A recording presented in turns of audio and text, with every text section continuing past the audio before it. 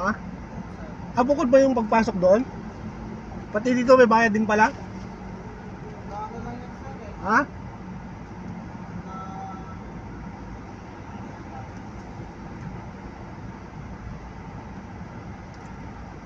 Irot lang yan. Irot lang yan. 120 binayaran ko eh. Hanggang irot lang yan. Hanggang Irod lang yon? Ganun ba? Oh.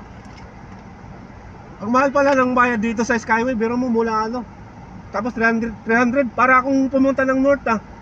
Dapat kung galing kang Quezon, o ganun. Mas mahal pa pag pumunta ko pa lang Pampanga o kaya ano. Same lang. Hinati lang kasi mapunta dito kasi may exit na i-ride. Ganun ba? Doble pala ang bayad. Ano no, may exit pa rin. Pagdating doon may exit pa rin. Wala na.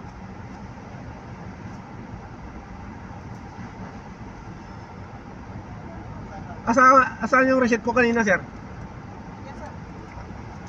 Hindi, yung binigay ko sa'yo. Isa lang to eh. Dalawa yan eh. Diyan sa yung isa. Ah, dalawa ba? Hindi, ba't mo pa kinuha yan kung magbabayad din pala ako rito? Sa akin talaga to. Ganun ba? Yung QR sa akin. Sige, sige. Ito kasi yung QR ko eh. Oo. Yun yung specific ko sa Oo nga, eh, kailangan ko pang bayad rito. Nagbayad ako doon, nagbabayad ako rito. Tapos kukunin mo rin yung resibo ko. Hindi yan resibo. QR yan.